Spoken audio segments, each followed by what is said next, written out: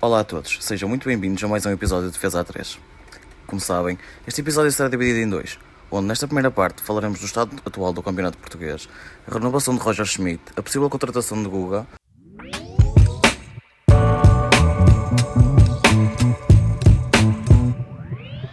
I'm just trying to give you something spooky out to phone you. I'm just trying to give you something. I'm just trying to give you something. Sejam bem-vindos à primeira parte do episódio desta semana de Defesa A3. Conforme referimos, e se não nos seguem nas redes sociais, vão já fazê-lo. Na semana passada, devido à pouca quantidade de conteúdo desportivo, optámos por guardar esse mesmo conteúdo todo para esta semana e acumular com o conteúdo do fim de semana. E como tal, iremos começar, como não poderia deixar de ser, pelos jogos do nosso campeonato. E mais precisamente os jogos dos dois clubes que estão na luta pelo título, se é que ainda se pode chamar uma luta, e os jogos dos dois clubes que todos os membros deste podcast gostam e que são desse clube, digamos assim. Começando pelo Rio Ave Benfica. O que é que se pode dizer sobre este jogo? Acho que se calhar podemos começar pelo um dos nossos benfiquistas da casa e a começar a destronfar neste jogo. Ora, muito boa noite a todos. Bem, foi um jogo complicado, como estávamos à espera. Algo que tem sido recorrente nesta equipa de Roger Schmidt, que tem feito belas paragens para a seleção. Foi um jogo bastante disputado. O Benfica não teve assim aquela avalanche ofensiva que teve nos jogos anteriores, em que criou bastantes ocasiões. Foi um jogo muito mais disputado a meio campo e notou-se que houve bastantes dificuldades. Tanto é que o gol surgiu um bocadinho de sorte. Depois do primeiro remate do Gonçalo Ramos, o ressalto ficar ao pé dele para fazer o 1-0. Falou-se bastante do lance do A, concordo que é penalti. Houve também, no entanto, uns minutos depois, uma falta também sobre o Gonçalo Ramos, também seria penalti, também ficou para assinalar. E pronto, acho que resumidamente o jogo foi isto. Não sei se aqui meus colegas de painel querem falar mais alguma coisa. Eu acho, boa noite a todos. É sempre um campo difícil jogar em Vila do Conde. Acho que o Benfica, Leandro, tu dizes que o Benfica tem dificuldades depois das paragens das seleções. Eu acho que o Benfica tem dificuldades em defrontar defesas a 3. Temos visto que tipo contra o Braga uma defesa a 3 e perdemos depois da seleção. O Rio Ave joga com uma defesa a 3 e o Benfica teve dificuldades. Porquê? Eu acho que o sistema tático do Benfica funciona perfeitamente quando defronta uma equipa a 4, com uma defesa a 4. É muito mais fácil quebrar linhas. E num campo fechado, pequeno, como é em Vila do Conde, torna-se muito difícil o Roger Schmidt implementar a mentalidade e aquela estratégia de jogo, porque o Benfica não muda a estratégia de jogo. Independentemente dos resultados, vamos sempre da mesma forma. E temos mais dificuldade, e por isso é que o jogo foi mais dividido. E tanto poder pender para um lado como para o outro. Sim, e mesmo tal como tu dizes, a forma de jogar não muda e os jogadores também praticamente não mudam. Ontem ele disse que fez descansar um bocadinho o Florentino. Não sei se foi a opção técnica, mas eu penso que foi mesmo para ele descansar um pouco. E, e a equipa acaba por ser basicamente aquela base. Deixem-me só destacar que, e mais uma vez, se ainda não seguem as nossas redes sociais, é Defesa A3 no TikTok e no Instagram, que, na minha opinião, o Guga fez mais um belo jogo com a camisola do Rio Ave. É talvez o patrão daquela equipa do Rio Ave. E, isto fazendo a ponte para o que eu estava a dizer das nossas redes sociais, nós já fizemos um TikTok e um pequeno vídeo a fazer referência a esse mesmo Guga, sendo ele nas semanas transatas apontado à equipa do Futebol Clube do Porto. Sim, e boa noite a todos. Estamos 4 agora, esta semana, de volta. Defesa a 3 com 4.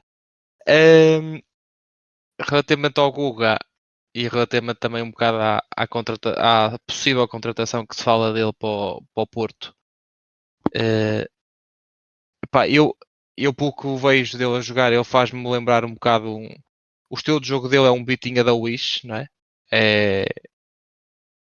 Faz o meio campo todo, mas da Wish, mas mesmo da Wish.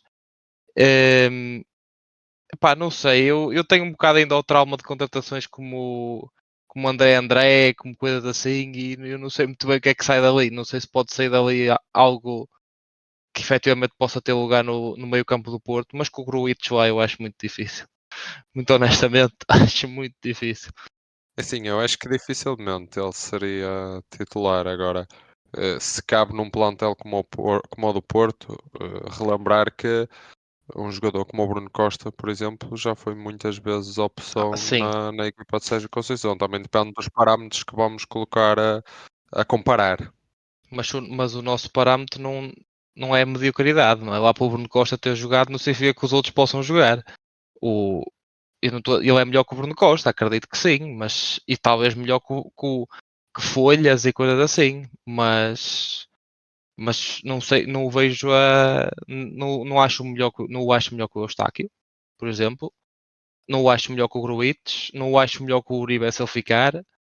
Sim, mas acho que também já estamos a pôr um bocadinho a carroça à frente dos bois e pensando mais no que foi o jogo de ontem, como eu disse, e mesmo o outro nome que tem sido apontado à equipa do Porto, que é o Costinha, que neste caso joga mais, e como o Carlos disse, jogando o Rio Ave numa defesa a 3, ele joga a fazer o corredor direito.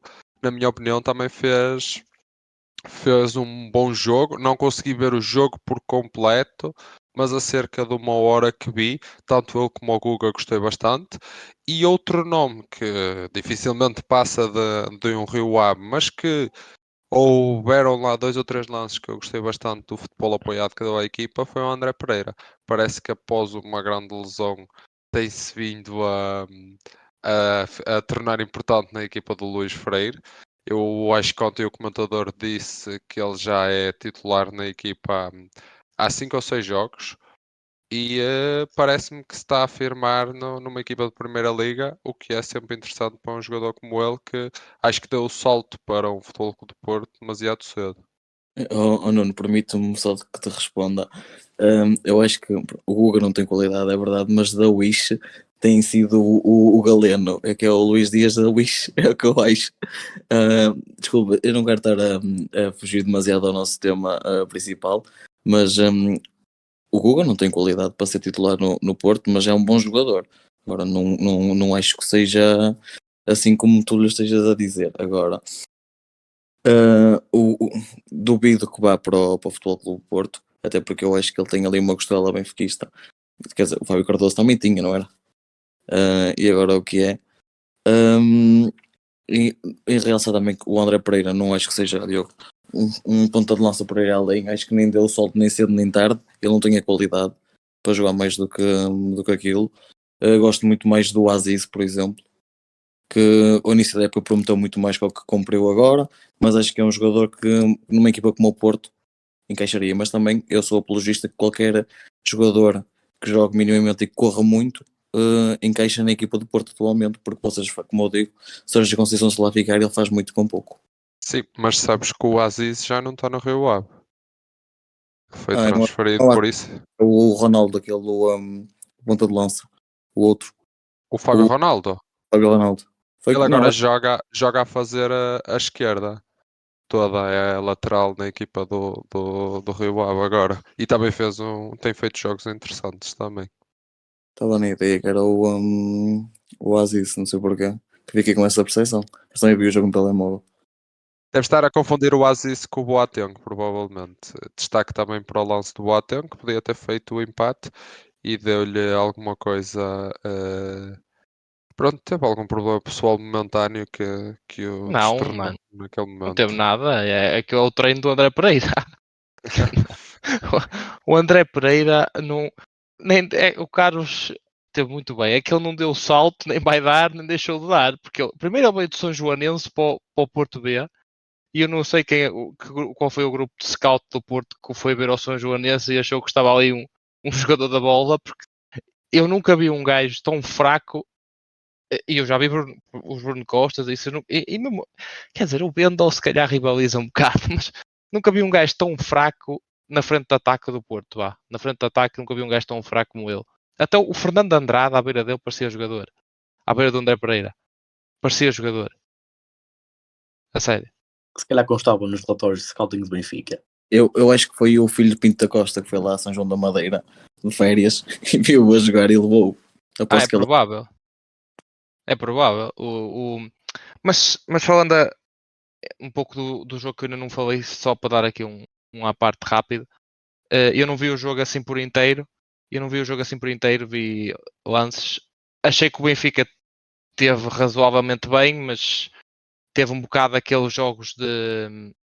Pá, teve um bocado aqueles jogos que os campeões muitas vezes precisam, que é jogos em que não são superiores à equipa adversária, mas que a vez que lá vão, ou as poucas vezes que lá vão, acabam por marcar. Como eu lembro perfeitamente, por exemplo, o Porto teve jogos desse ano passado e mesmo este ano, e lembro perfeitamente de jogos no ano, principalmente em que o Sporting foi campeão nacional, há 2 anos, no ano em que o Sporting foi campeão nacional, que eles tiveram N jogos assim, em que não eram em nada superior ao adversário, mas pá, eram eficazes e isso também faz parte.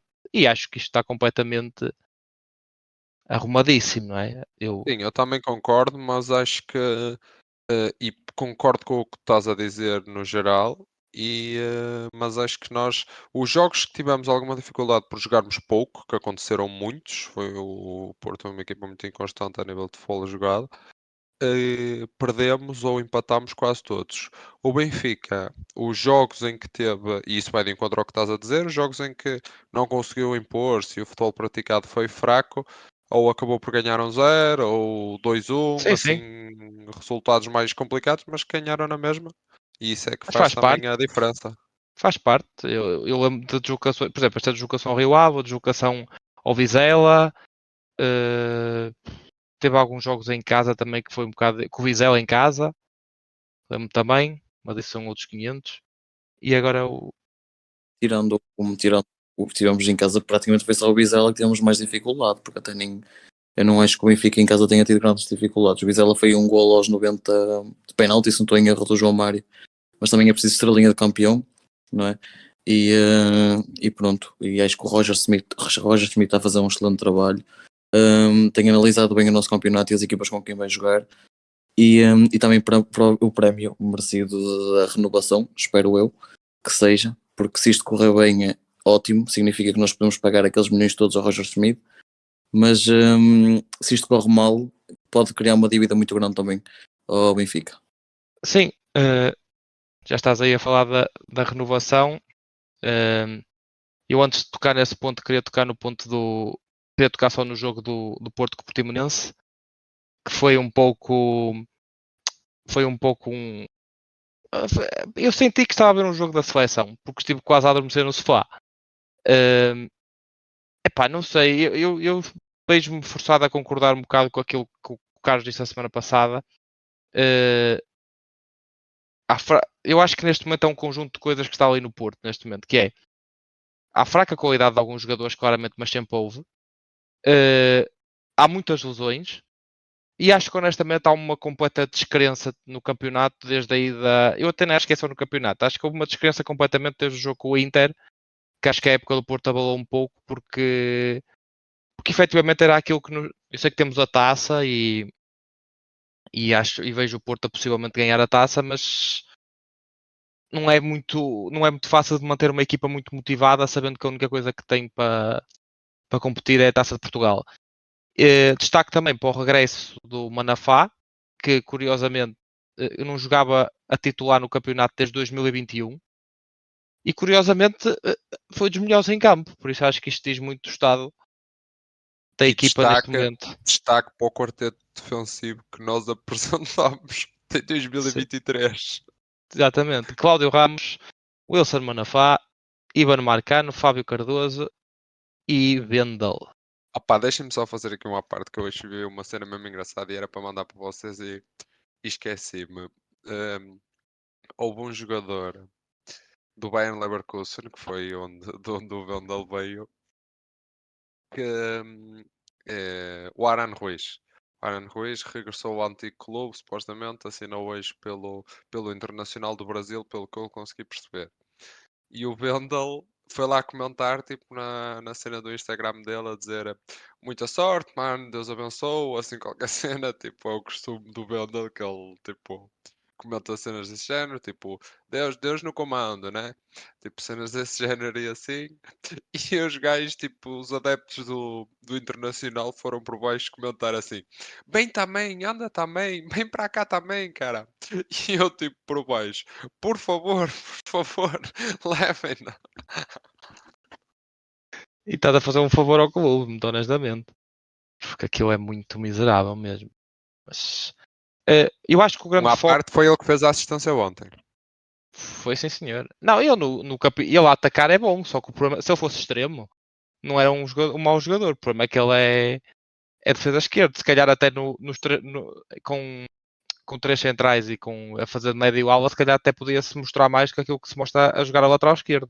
Mas eu acho que a grande vitória do Porto ontem, para além dos 3 pontos, foi o Gruitch, o Galeno, o Taremi e o Wendel não terem visto nenhum amarelo e poder. Quer dizer, o Wendel podia ter visto, na verdade, que assim não ia à luz. Mas acho que foi a grande vitória.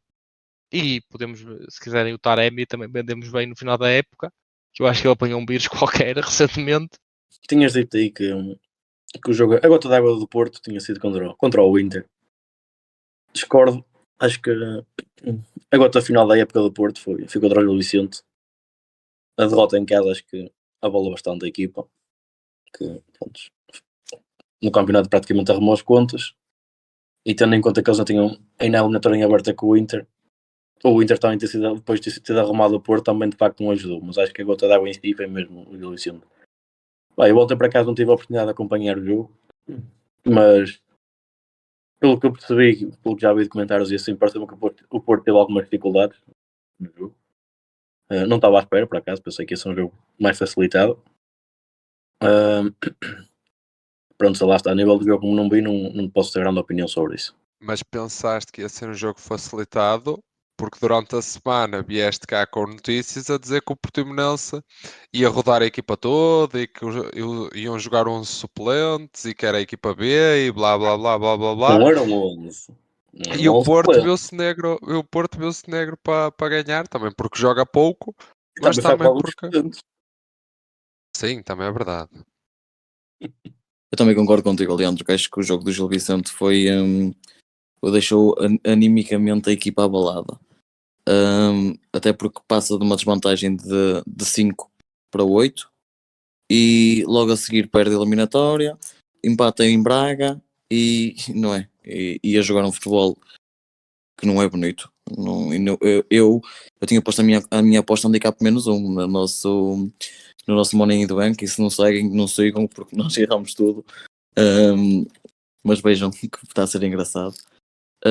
Agora acho que o Portimonense, não sei, não consigo perceber a falta de atitude do Taremi perante a baliza, por exemplo, naquele lance em que o Taremi está fora do jogo, até foi marcado fora do jogo, mas em frente ao guarda-redes, ele fez como o Ivanilson na semana passada, se não estou em erro, chuta para fora.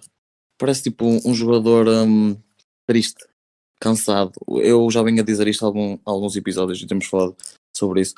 Eu acho que o Taremi é um jogador esgotado completamente, e precisa mesmo de motivação. Não sei se é por estar a jogar fora da posição dele, por ser mais vagabundo na equipa do Porto, se preocupa mais em servir do que ser servido, se está a perder essa notoriedade. Pode ser muitos fatores. Eu também concordo com isso e acho que o Taremi já não é o mesmo que começou a época e que jogou na época passada. E também concordo com o Carlos e com o Leandro no aspecto do jogo com o Gil Vicente ter sido mesmo o que abalou tudo. Primeiro, porque era um jogo para ganhar, que o Navarro já devia estar do lado de cá, o que faria com que aquele gol contasse por nós. E depois, porque sendo, em vez dos 10 pontos, sendo 7, e agora pensando em ir numa possível vitória da Luz, poderiam ser 4, ainda jogando o Benfica com o Braga e com o Sporting, as coisas ainda estavam bem dentro. Agora, mesmo que ganhe na Luz, que eu acredito que ganhe, e isto iremos deixar a conversa para outro dia e ouçam na segunda parte do episódio que sairá na sexta-feira, no dia do clássico. Veremos se realmente esse jogo pode ou não ter influência no pouco que resta do campeonato. E em relação à renovação do Roger Schmidt, como eu vos tinha falado há pouco, na minha ótica, é um pó de dois bicos. Pode-nos acontecer tipo o Jesus. Ocorre muito bem e nós não nos importamos de pagar aquele dinheiro todo por ele, porque o Leandro até me dizia esta semana que eram 6 milhões, mas que se transformavam em 12, não é? Na última época. É muito dinheiro para um treinador em Portugal. Não é? E se isto corre bem, ótimo, nós não nos importamos de pagar, porque estamos a ser servidos, não é? E é porque ele está a mostrar resultados. Agora, se isto corre mal, nós podemos nos endividar. Mas como o Carlos disse, pronto, a renovação é de facto um bocadinho arriscada, devido aos valores que estão postos na mesa. Pode haver uma situação semelhante ao da Klopp no Liverpool, em que foi tudo um mar de rosas no início e agora está um bocadinho complicado para aquele lado. Acho que para esta renovação ter acontecido, penso que o Benfica agora neste próximo mercado de transferências, das duas uma, ou vai manter quase todo o plantel em que apenas vai fazer apenas pela cláusula mesmo, garantindo uma boa equipa para a próxima época ao Roger Schmidt, ou então vai haver um forte investimento para continuar a poder atacar ou a tentar atacar na Liga dos Campeões. Caso continue assim com este futebol jogado, acho que vai ser uma aposta ganha, mas só tudo a seu tempo, e aí vamos descobrir o que é que vai ser daí. Discordo totalmente. Apesar de achar que ele está a fazer um excelente trabalho, não é? Como até o Sérgio Conceição reconheceu esta semana, e não lhe fica nada mal reconhecer isso, está à vista toda a gente, e ele o Benfica está a fazer um excelente trabalho, ele está a fazer um excelente trabalho.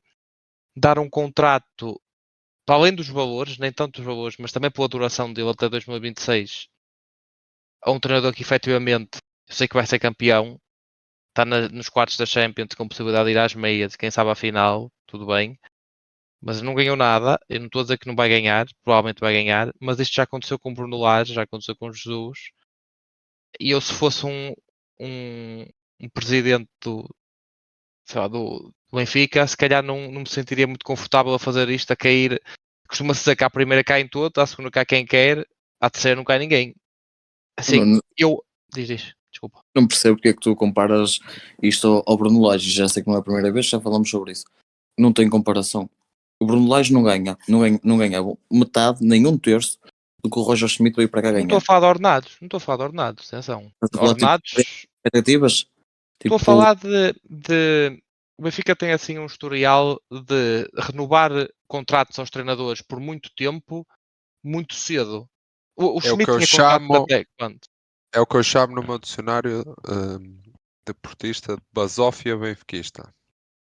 Digam-me uma coisa, agora que eu não sei mesmo, o Roger Schmidt tinha contrato que é mais a próxima época só, correto? Certo. Certo? Então, por que não, Mais uma. por que não renovar, até podia ser no final da época ou a meio da próxima? Porque o que se sujeitam a fazer uma coisa destas, e eu digo isto, diria a mesma coisa se o Porto tivesse renovado com um treinador recente, porque o que se sujeitam é, imaginemos que o Benfica agora é campeão, pronto, vamos esta época para o lado, é campeão. Na próxima época chega a janeiro, como o Bruno Lage, como aconteceu com o Bruno Lage, contas assim, e não está como esteve esta época, porque nem precisa de estar em segundo, ou melhor, nem precisa de. Se o Benfica, por exemplo, está em segundo e não passa a fase de grupos da Champions, qualquer, a coisa começa a tremer. E eu lembro que o Bruno Lage, vocês para o mandarem de lá para fora, aquilo depois era culpa do Balneário, depois era culpa do Bruno Lage, depois. E eu não acho um treinador nada demais, o Bruno Lage. Atenção. O Schmidt, acho um bom treinador. Agora, se é o que vocês fazem dele, não sei. Neste momento, se me derem a escolher um treinador da Primeira Liga, eu escolho o Sérgio Conceição 25 vezes à frente de Schmidt. Porque Mas já vi mais coisas de Schmidt. o Schmidt Do na carreira, Conceição. deixa-me só dizer que o Schmidt na carreira ganhou pouco mais do que o Bruno Lage ganhou com menos anos de experiência. O Schmidt, para quem acompanhava, a nível de Pois. troféus, tem uma taça na Holanda, uma liga chinesa e assim coisas desse género. Porque agora, na minha opinião, foi demasiado cedo e não sei bem qual a necessidade de o fazer. Agora, se me disserem que o Schmidt já estava a ser sondado por algum clube para a próxima época, mas mesmo assim, agora, como eu já vos disse, e já nem me lembro bem do valor, mas o Leandro hoje falou do valor que no último ano do contrato ele poderá oferir, que acho que... Qual é? Que não ouvi? 6 milhões limpos. Pronto, 6 milhões limpos, que Fora objetivo. no nosso campeonato há qualquer coisa como 12 milhões que o clube tem que pagar. É um valor estúpido que não faz sentido, mas como eu também disse logo, mal vi isso, ele não vai chegar a esse último ano, porque ou as coisas correm mal no segundo ou terceiro ano e é despachado, ou as coisas correm bem e também sai, porque outro clube maior Exatamente. o vem buscar. Era isso que eu queria chegar também. A campanha que ele está a fazer no Benfica, não é? Tem visibilidade e é normal que ele seja sondado por outros clubes do futebol europeu e de outras ligas mais atrativas. A Liga Portuguesa é boa para nós, ninguém de fora nos quer ver, não é? E, e um treinador sem título é um treinador sem história. Não é? Ele pode vir aqui ganhar e pode ir para o outro lado e não ganhar nada. Agora, que eu acho que ele anda a ser sondado, e acho que essa posição do Rui Costa de querer garantir o nosso timoneiro para a próxima época, na minha ótica de benfiquista, quero dizer duas coisas. Primeiro, que o Rui Costa está completamente convicto que vamos ser campeões nacionais. Aliás, o Rui Costa e 6 milhões de benfiquistas. E se isto, porventura, por alguma razão isto não acontece, nós Contam vamos, os cemitérios, não contam? Ou não? não vamos esperar muito. Agora, é isso. Somos 6 milhões à espera. E outra coisa que eu acho que também que o Rui Costa quer apostar é que ele está mesmo convicto, e também podemos nos desiludir, que vamos eliminar o Inter e que pelo menos às meias finais da Liga dos Campeões, que para mim é um excelente feito para uma equipa portuguesa. E eu já acompanho futebol há muitos anos e nunca tive a oportunidade de ver o meu clube a chegar a umas meias finais. Eu já ficava mesmo muito contente, embora eu tenha aquela estrelinha que podemos chegar mais longe. Mas deixem-me só dizer, e o Nuno já tocou nisso, em 2019 o Rui Costa estava muito convicto que assinar com o Bruno Lage até 2023 também era um ótimo negócio. E olha o que já aconteceu depois do Bruno Lage no Benfica. Mas também é preciso ver que o futebol é feito de riscos, não é? E quando as coisas correm bem, é preciso arriscar um bocado para poder garantir a continuidade delas. O que é que queres dizer de riscos? Eu digo ao Maradona. Portanto, mas estavas a comparar aí há um bocadinho os ganhos pelo Schmidt e pelo Lage. É assim, é preciso ver as equipas que o Roger Schmidt também treinou, fora do Benfica. Teve a treinar o Leverkusen, nunca na vida é candidato a ser campeão alemão, na altura. Longe disso. Depois foi para a Liga Chinesa em que aparentemente foi campeão lá. Ganhou a taça na Holanda, numa altura em que era um Ajax que via-se o que se via na Europa, inclusive na Liga dos Campeões, e que chegou a disputar até as últimas jornadas com o Ajax a corrida ao título. Voltando a falar da renovação, pronto, é como disse, é um risco. Por acaso até agora coincidiu agora com o despedimento do Potter no Chelsea, quem sabe se não era um dos candidatos ao lugar lá, por exemplo. E por acaso também foi despedido no Nagelsmann, mas aparentemente o Nagelsmann ainda continua com um contrato com o Bayern Munique até ao final ainda, apesar de estar a ser despedido, portanto não a pagar. Deve ter ido de férias para a NEP. E acho que o Chelsea para o contratar acho que tem que pagar no Bayern Munique. Lá está, a renovação é um bocadinho um risco, mas acho que é o assegurar de evitar que seja roubado por outros. E daí também ter a cláusula de rescisão que tem 30 milhões. Sim, e eu já vi que o Nagelsmann já estava a aprender inglês para poder dizer que não ao Chelsea. Mas falando do Schmidt, eu acho que Nestas situações, essa piada é sempre feita, aparece-me pois é. sempre. Mas é, a mim também. Mas eu acho que o Schmidt, por exemplo, se o Benfica este ano, por algum milagre da natureza, ganhar a Liga dos Campeões, vocês podem esquecer que a Paula não está cá. Isso mesmo, eu não sei quanto é que é a cláusula dele, quanto é que é 15? Agora? Quanto? 30. 30! Pode, Samuel Massas. Jesus, 30 milhões para um treinador. Bem, nós já vendemos o Vilas Boas há uns anos por 15 ao Chelsea e eles Mas espera lá. arrependeram-se. Falaste 22 no milhões pelo Benfica. Potter. Oh, Nuno, Tu nesta casa só sai pela cláusula. Não há cá. falaste no Benfica a ganhar a Liga dos Campeões. É possível, estão lá, não estão? Sim, eu posso me arrepender muito, mas não sei se os 3 pastorinhos não apareciam outra vez em Fátima antes disso. Eu acho que eles têm 1% em 100 de ganhar a Liga dos Campeões. Mas neste momento têm mais que nós, não é? Nós não ganhamos de certeza. Não, estou a brincar, concordo e percebo. Eu Agora, não estou a falar dessa tua possível é. humildade portista. Não sei, não conhecia essa tua humildade portista. Desde que o Porto Não já conhecias? começas a ficar mais humilde futbolisticamente. Começas a dizer, o Benfica não é assim tão mau, o Benfica até pode ganhar a Liga dos Campeões. Não, não. Quem me Gosto. conhece, quem Está me quase conhece, não. Quem me conhece sabe que eu sou humilde e temos de saber que ver as coisas, quem é que é melhor, quem é que é pior. Agora, Mouro nunca. Isso é outra coisa. Mas, pá, acho que já chega um bocado de falar agora da bola. Vamos passar para a bola no pavilhão. Não vou fazer uma transição que fez o Zé no outro dia, não se preocupem. Deixa-me fazer, por favor. Faz, olha lá. Faz.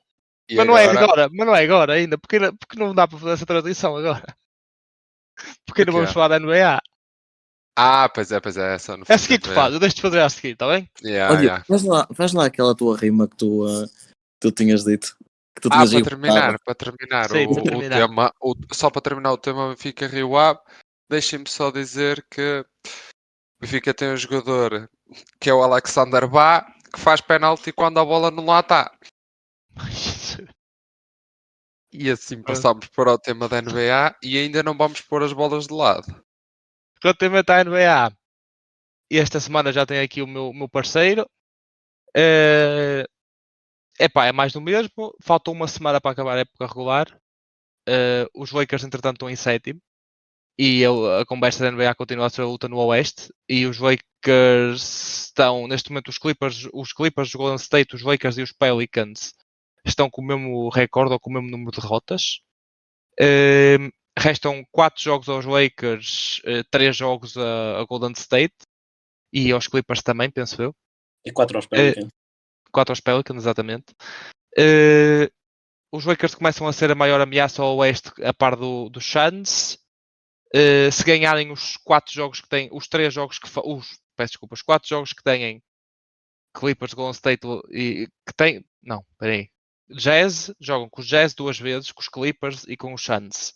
E se ganharem os 4 jogos, são automaticamente o quinto seed, independentemente do que acontece do outro lado. E o objetivo passa sempre por chegar ao sexto, porque ao sexto evitam o play-in, mas eu honestamente não queria ser o quinto seed, porque ser o quinto seed implica jogar logo na primeira ronda com os Suns, que são o quarto seed, e se for o sexto apanha os Kings, que acho que é algo bastante mais apelativo. Não sei o que é que tu achas. É verdade. Os Lakers já conseguem respirar um bocadinho melhor, de facto. Houve ali uma altura que teve um bocadinho assim negro para a corrida na altura pós-play-in. Neste momento acho que está garantido pelo menos o play-in. Dificilmente acho que deixam escapar isso.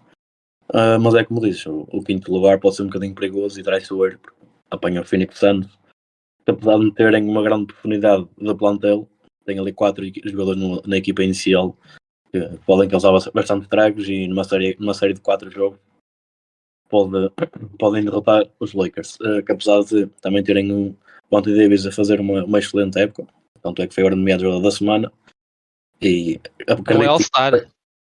Pronto, opa, mas olha, acredito que tinha apanhado agora um sustozinho com aquela queda contra os Timberwolves, quando viste lá no show.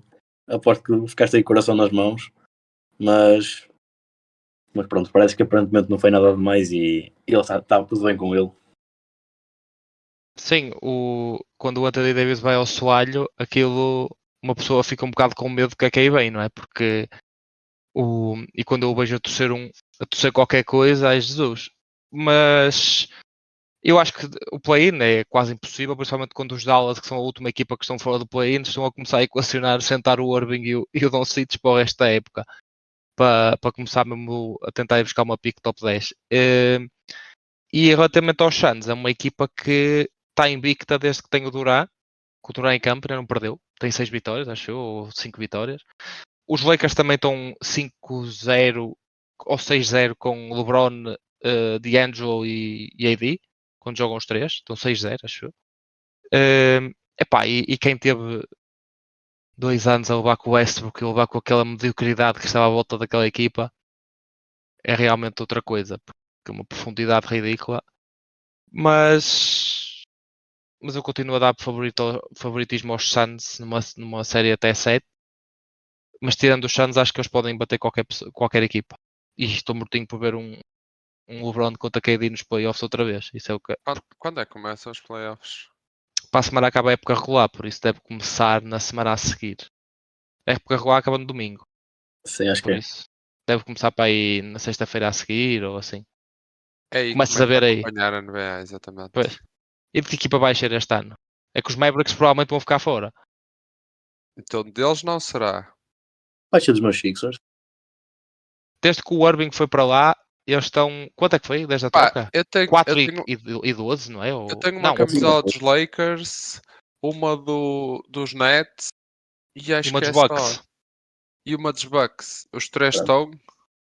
Então, os Nets, os Lakers e os Bucks provavelmente E é vão estar provável todos. jogarem uns contra os outros.